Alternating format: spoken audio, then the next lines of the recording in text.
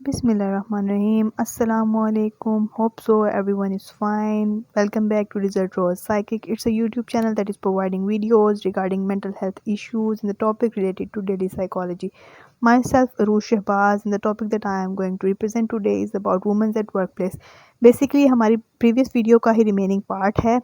और आज के टॉपिक में बेसिकली हम क्या स्टडी करेंगे it's about the sexual harassment at work place के किस तरह से ख़वातीन सेक्सुअल हरासमेंट को फेस करती हैं अपनी वर्क प्लेस के ऊपर और क्या क्या कॉन्सिक्वेंसेस उनको फेस करने पड़ते हैं और क्यों उनके साथ ये डिस्क्रिमिनेशन होती है और क्या असल में वजूहात हैं इन सेक्सुअल हरासमेंट की और आगे हम फ्यूचर में बेसिकली क्या उनके साथ मुश्किलात हैं जो उनको फेस करनी होगी और क्या है उनके लिए जो आसानियाँ पैदा होती जा रही हैं। तो आज का टॉपिक हमारा सेक्सुअल हरासमेंट के आसपास ही चलेगा और हम देखेंगे कि किस तरह से ख़वातीन वर्क प्लेस पे सेक्सुअल हरासमेंट को फेस कर रही हैं। So let's start our topic for today के सो आज का जो पहला टॉपिक है हमारा it's about the sexual harassment in the work place. So यहाँ पे आपको बता रहे हैं कि एक 21 साल की लेडी थी, her name is woven. Basically उसने क्या किया कि ब्राज़ील की स्टेट में वो एज अ इंटर्न काम करती थी एक लॉ फर्म में और उसने तकरीबन 9 दिन बर्दाश्त किया सब कुछ ये इस तरह से सेक्सुअल हरासमेंट और उसका जो कोलीग था उसने उसको रेप आउट किया और इस तरह से सब कुछ किया। क्रिसमस की पार्टी थी और वहाँ पे उसने उसके साथ सेक्सुअल हरासमेंट की और उसने वो सब कुछ फेस किया। हालांकि उससे पहले वो काफ़ी ज़्यादा बार कंप्लेन भी कर चुकी थी अपने दोस्तों से भी अपनी फैमिली से भी कि वो सेक्सुअल हरासमेंट जो है वो फेस कर रही है, लेकिन किसी ने भी उसके ऊपर आवाज़ नहीं उठाई और बात नहीं की। यहाँ पे बेसिकली हमें देखने में क्या मिलता है कि हालांकि ब्राज़ील में जो सेक्सुअल हरासमेंट थे उसका एक्ट भी थे उसको एज अ क्राइम कंसिडर किया जाता है, लेकिन फिर भी वहाँ पे जो ख़वातीन हैं उनसे ये एक्सपेक्ट किया जाता है कि वो इस चीज़ को टॉलरेट करें या इस तरह से एक्सपेक्ट करें कि बस ये एक अनॉयंस एक्ट है जो कि उनका मेल कोलीग उनके साथ कर रहा है और इसको बस वर्क प्लेस का एनवायरनमेंट समझते हुए एक्सेप्टेंस कर लें या बर्दाश्त करें। तो इस चीज़ पे कोई भी वर्कआउट नहीं किया गया और इसका नतीजा क्या निकला कि एट लास्ट जो है क्रिसमस पार्टी पे उसके साथ जो है रेप हुआ और उसको फिर मार दिया गया और बेसिकली मारा ही गया क्योंकि उसको मजबूर कर दिया गया क्योंकि उसको जब कोई हल नहीं नज़र आया तो उसने सुसाइड अटेम्प्ट कर ली। तो ये आप देख सकते हैं हमारे माशरे में भी ये चीज़ है कि एक्ट तो बहुत से होते हैं इस तरह के जो कि बना दिए जाते हैं कि सेक्सुअल हरासमेंट अगर वर्क प्लेस पे हो रही है तो उसकी ये सज़ा है ये सज़ा है, बट जब उस पर काम करने की बात होती है और उस पर एक्ट आउट करने की बात होती है तो हमें ज़ीरो एक्टिंग नज़र आती है और ज़ीरो एक्ट होता है। इस पर बिल्कुल भी जो है कोई काम नहीं किया जाता और फिर हतूम को कहा जाता है कि वो इस चीज़ को बर्दाश्त करे।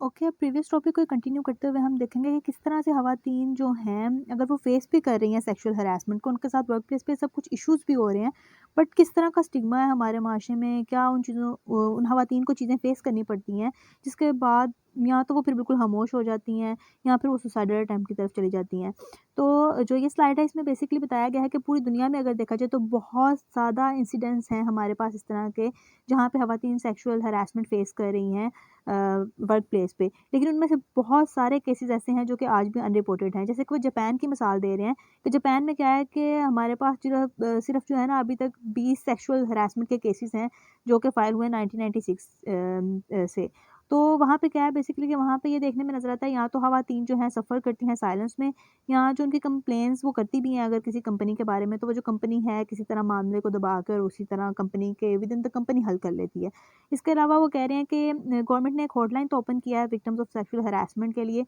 वहाँ पे हज़ारों की तादाद में कॉलें आती हैं। लेकिन क्या है कि वहाँ की ख़वातीन ने इस चीज़ को समझ लिया है कि अगर जब उनके मसाइल का हल ही नहीं होना तो वो टॉलरेट कर लेती हैं इस चीज़ को और जो है ना उनके मिक्स्ड रिएक्शन होते हैं उन ख़वातीन के अबाउट जो कमेंट किए जाते हैं उनकी ब्रेस्ट के बारे में, अनवांटेड टच के बारे में या जो अनवांटेड हग्स उन्हें किए जाते हैं। लेकिन क्या है कि जब उन चीज़ का एक्ट होते हुए भी चीज़ें होते हुए भी उनके मसाइल के हल नहीं निकल रहे तो उन्होंने टॉलरेट ही करना सीख लिया उस चीज़ को कि लेट्स टॉलरेट इट क्योंकि इसका हल तो निकलेगा नहीं। और अगर हम अपने माशरे में भी इस चीज़ को देखें तो अगर एक खातून इसके बारे में कंप्लेन करती भी है तो हमें उसका क्या हल नज़र आता है? कुछ भी नहीं, या तो उसको समझा दिया जाता है या उसको खामोश करवा दिया जाता है। और दूसरी चीज़ ये होती है कि या तो फिर उसी पे वो बात डाल दी जाती है कि तुमने इनअप्रोप्रिएट ड्रेसिंग की होगी या तुमने इस तरह का कुछ एक्ट किया होगा जो तुम्हारे साथ ये चीज़ हुई है या फिर तुम काम के लिए बाहर ही ना निकलो। तो ये सारे जो मामलात हैं वो क्या करते हैं फिर या तो सुसाइडल आइडिएशन की तरफ ले जाते हैं या फिर वो खातून खामोशी से ये चीज़ बर्दाश्त करने लग जाती है। ओके, सो जो नेक्स्ट टॉपिक है हमारा it's about having it all stress in the double day. Basically क्या होता है, ख़वातीन वर्क भी कर रही हैं और उसके साथ अगर वो घर की ज़िम्मेदारियाँ भी परफ़ॉर्म कर रही हैं, तो वो किस तरह से मैनेज कर सकती हैं या क्या-क्या मुश्किलात उन्हें फ़ेस करनी पड़ सकती हैं। तो देखने में आया कि जो 20th सेंचुरी थी उसके स्टार्ट में ये प्रिज़्यूम किया जाता था दैट जो ख़वातीन हायर एजुकेशन गेन करती हैं, उनके साथ ये होता है या तो वो सिंगलहुड होती हैं, लाइक उनकी या तो शादी नहीं होती या फिर ये होता है कि उनके कोई बच्चे नहीं होते, क्योंकि वो सिर्फ़ किसी एक चीज़ को मैनेज आउट कर पा रही होती हैं, सिर्फ़ या तो फिर वर्क को मैनेज कर पाती हैं या तो फिर वो अपनी फैमिली चला सकती हैं। तो ये था कि आधे से ज़्यादा जो ख़वातीन थी यूनाइटेड स्टेट में जिन्होंने अपना कॉलेज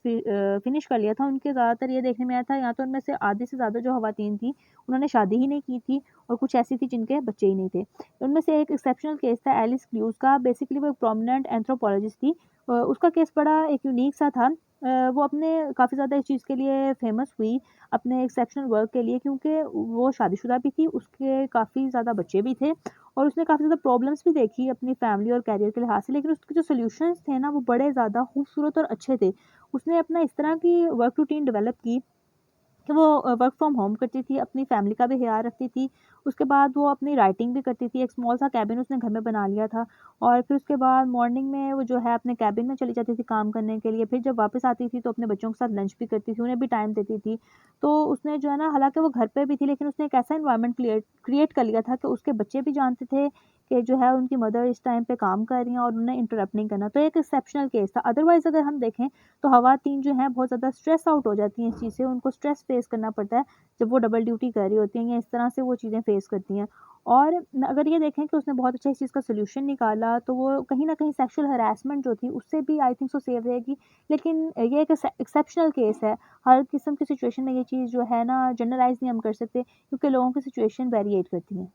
ओके, जो अब नेक्स्ट टॉपिक है इट्स अबाउट बेसिकली स्ट्रेस, किस तरह से ख़वातीन जो वर्क प्लेस पे स्ट्रेस को फेस करती हैं और उनको क्या-क्या मसाइल पेश आते हैं। तो it was saying that staying busy, staying healthy, कि क्या हम मसरूफ़ रहते हुए भी अपने आप को हेल्दी रख सकते हैं या हम स्ट्रेस आउट में चले जाएँगे या हमें मसले फेस करने पड़ेंगे। तो वो ये बता रहे हैं बेसिकली कि जो कॉम्बिनेशन है डिफरेंट डिफरेंट फैमिलीज़ की, वहाँ पे जो एम्प्लॉयमेंट रोल है, तो उसमें देखने में ये नज़र आता है जो ख़वातीन हैं एजुकेटेड हैं और वो काम करती हैं, मतलब चाहे घर से काम कर रही हों, हाउसवाइफ़ भी हैं, मतलब घर के काम भी कर रही हैं, कुछ फीमेल सिर्फ़ हाउसवाइफ़ हैं और वर्क फ्रॉम होम करना चाहती हैं। या कुछ ख़वातीन ऐसी हैं जो घर के काम भी कर रही हैं और वर्कलोड भी है उनके ऊपर। तो उसमें देखने में ज़्यादा ये आता है कि वो फिर कंप्लेन करती हैं एग्ज़ॉशन की या स्ट्रेस की। और ये वजह क्या होती है बेसिकली, कि जो उनसे डबल रोल की डिमांड होती है ना, कि वो दोनों कामों में परफ़ेक्ट हों, उसकी वजह से जो है ना, जब वो इस चीज़ को फ़िल आउट नहीं कर सकती, वो ये रोल प्ले नहीं कर पाती, तो वो एग्ज़ॉस्टेड हो जाती हैं या फिर वो स्ट्रेस की तरफ चली जाती हैं। और इसकी वजह से जो ख़वातीन हैं, वो या तो क्रोनिक स्ट्रेस डेवलप कर लेती हैं या वो फिर बात आगे के सुसाइडल आइडिएशंस आ जाती हैं या फिर उनकी फैमिली अच्छे से नहीं चल पाती और डिवोर्स रेट भी इस वजह से ज़्यादा होता है। फिर वो कह रहे हैं कि ये देखने में आया है कि कुछ ऐसे जो घराने हैं जहाँ पे जो एम्प्लॉयड ख़वातीन हैं, वो ज़्यादा एक्सपेक्ट ये करती हैं कि उनके जो हस्बैंड है ना, उनका पूरा-पूरा साथ दें उनके डोमेस्टिक कामों में। डोमेस्टिक जो कोर्स हैं या जिस तरह से काम है, उसमें जो घरेलू काम है, उनमें उनके जो हस्बैंड हैं, उनकी हेल्प आउट करें। जैसे कि एक एग्ज़ाम्पल यहाँ पे वो आपको दे रहे हैं कि एक स्टडी कंडक्ट की गई मैक्सिकन अमेरिकन ख़वातीन ने, जो कि ड्यूल अर्नर कपल थे, लाइक दोनों जो पार्टनर्स थे वो कमाई कर रहे थे या कमाते थे। तो उसमें ये देखने में आया कि जो ख़वातीन हैं उनकी परसेप्शन ये थी कि वो को-प्रोवाइडर्स हैं और वे एक्सपेक्ट करती थी कि उनके हस्बैंड जो हैं उनको इक्वली हेल्प आउट करें इस चीज़ में और डोमेस्टिक जो उनके काम हैं सारे, घरेलू मामलात हैं, उनमें भी उनकी हेल्प करें। तो इससे क्या है कि, और ये एक अच्छी चीज़ भी है, मैं इस चीज़ को सपोर्ट करती हूँ कि अगर दोनों जो पार्टनर्स हैं वो अगर ब्रेड अर्नर हैं, तो ये चीज़ होनी चाहिए कि दोनों में इतनी अंडरस्टैंडिंग डेवलपमेंट होनी चाहिए कि वो एक-दूसरे की हेल्प आउट करें, वरना अगर एक पार्टनर ही वो सब कुछ ज़रूरियात पूरी करता जाएगा, तो जो दूसरा पार्टनर है वो ऑटोमेटिकली स्ट्रेस आउट होगा। क्योंकि अगर हम अपने पाकिस्तानी माशरे में देखें, जिस तरह से अब महँगाई हो चुकी है और वो कहते हैं ना, घर के सारे अफ़राद भी कमाएँ तो कम है, तो उसमें ये सिचुएशन क्रिएट होती है कि ख़वातीन से हम ना 2 से 3 रोल्स एक्सपेक्ट कर रहे होते हैं, एक बेटी का भी, एक बहू का भी और इस तरह से एक माँ का भी रोल एक्सपेक्ट कर रहे होते हैं कि ताकि वो घर की ज़िम्मेदारियाँ भी अच्छे से परफ़ॉर्म करे। और अगर एजुकेटेड है तो हम उस पे फिर एक और चीज़ डाल देते हैं आजकल, कि चलें दोनों लोग कमाएँगे तो एक बेहतर ज़िंदगी गुज़ारेंगे। तो वो फिर बाहर के स्ट्रेस भी लेती है और घरेलू स्ट्रेस भी लेके वो फिर स्ट्रेन आउट ही होगी। तो इसलिए दोनों कपल्स की बॉन्डिंग होना और चीज़ों का बड़ा स्मूथ आउट चलना बहुत ज़रूरी है, तभी वो एक हेल्दी लाइफ़ गुज़ार सकते हैं। ओके, जो अब हमारा टॉपिक है और लास्ट टॉपिक है हमारा कि जो हमारे पास ख़वातीन का जो काम करने का एनवायरनमेंट है या क्या फ्यूचर है ख़वातीन के काम करने के एनवायरनमेंट का, कि किस तरह से बेहतरी आई है या क्या-क्या तब्दीलियाँ ख़वातीन के वर्किंग एनवायरनमेंट में आई हैं और उसका आगे हम फ्यूचर में क्या बेहतरी देख सकते हैं। तो यहाँ पे वो आपको बता रहे हैं कि अगर हम प्रीवियसली देखें और अब की सिचुएशन देखें तो काफ़ी ज़्यादा चेंजिंग आ चुकी हुई है पेड वर्क के लिहाज से। लाइक 1985 से अगर 2012 तक एक स्टडी उन्होंने कंडक्ट की तो देखा जाए तो जो लॉयर्स की जॉब थी, लॉ में अगर लॉ फर्म में एक खातून काम कर रही है तो वो पहले 20% खवातीन होती थी और अब वो 2012 तक 50% तक इंक्रीज़ हो चुकी हैं, और अगर आप अभी 2023 तक देखेंगे तो इससे भी ज़्यादा इंक्रीज़ हो चुकी होगी। इसके बाद अगर फार्मासिस्ट की हम देखें कि क्या परसेंटेज में चेंजिंग आई है, तो पहले जो फार्मासिस्ट खवातीन थी वो ऑलमोस्ट 30% होती थी, लेकिन अब वो 54% तक इंक्रीज़ हो चुकी है। उसके बाद अगर कॉलेज या यूनिवर्सिटी में देखा जाए कि ख़वातीन जो टीचिंग करती थी, वो 35% से 48% तक इंक्रीज़ हो चुकी है। और इसके अलावा अगर हम देखा जाए सीनियर और बिज़नेस रोल्स में ख़वातीन को देखा जाए ग्लोबली, तो वो 19% से 24% तक इंक्रीज़ हो चुकी है। तो क्या है कि पहले अगर देखें हम 90s में और फिर अब 20s में और आगे कंटिन्यू सो ऑन, तो काफ़ी ज़्यादा इम्प्रूवमेंट है कि पहले ख़वातीन का जो पेड वर्क था, जो उनको इक्वालिटी नहीं थी मिलती, डिस्क्रिमिनेशन मिलती थी, अब वो काफ़ी हद तक इम्प्रूव हो चुकी है और काफ़ी बेहतरी आ चुकी है। उसमें परसेंटेजेस आपको क्लियरली रिसर्च से नज़र आ रही हैं। अब इसके अलावा वो बेसिकली क्या बता रहे हैं कि जो रिसेंट ईयर्स हैं उसमें अगर हम देखें फ्रंट एंड पे देखें, ख़वातीन ने काम करना शुरू कर दिया और उनकी जो सैलरी है और वर्किंग कंडीशन है और या उनकी रिस्पेक्ट है वो भी काफ़ी बेहतर हो चुकी है। इसके अलावा एंटी डिस्क्रिमिनेशन लॉज बनाए गए हैं, इक्वल पे के लॉ बनाए गए हैं, सेक्सुअल हरासमेंट के लॉज बनाए गए हैं, जो डिफरेंट कंट्रीज़ में डिफरेंट तरीके से वेरिएट करते हैं और डिफरेंट तरीके से काम करते हैं और डिफरेंट तरीके से उन्हें रीइंफोर्स करवाया जाता है और उनको इम्प्लाई किया जाता है। हाँ, अभी भी वर्कआउट करने की ज़रूरत तो है, बट पहले की सिचुएशंस देखें और आज की सिचुएशन देखें तो काफ़ी बेहतरी आ चुकी है और हम फ्यूचर में भी एक्सपेक्ट कर सकते हैं कि जो ख़वातीन हैं उनके साथ जो उनका वर्क प्लेस एनवायरनमेंट है वो मज़ीद बेहतर होता जाएगा। Okay, that's all. आज की जो हमारी वीडियो है वो यहाँ पे कंप्लीट होती है। आज की वीडियो थोड़ी शॉर्ट थी और मेरा पर्पस भी इसको शॉर्ट रखने का यही था कि जो भी कोर कॉन्सेप्ट्स हैं हमें वो अच्छे से समझ आ जाएँ। लॉन्ग वीडियो आने की वजह से बाज़ औक़ात कुछ कॉन्सेप्ट हमें समझ नहीं आ पाते हैं या हम बोर हो जाते हैं उन चीज़ों को समझने में। तो that's why I split the video in the 2 parts. Hope so आप सब लोगों को समझ आया होगा, और अगर कहीं पे कोई पॉइंट है ऐसा जो कि आपको क्लियर नहीं है, कुछ ऐसे टॉपिक हैं या कुछ कोई भी ऐसी बात है या कोई भी क्वेश्चन है आपके दिमाग में आता है, कोई भी नई चीज़ है, कोई क्यूरी है, तो आप कमेंट सेक्शन में वो लिखें। मुझे बहुत खुशी होगी, मैं उसका आपको आंसर करूँगी। So thank you so much for listening to us. सब लोग अपना ख़याल रखिएगा। इंशाल्लाह अगले हफ़्ते मुलाकात होगी। Take care of yourself. अल्लाह हाफ़िज़। फ़ी अमान अल्लाह।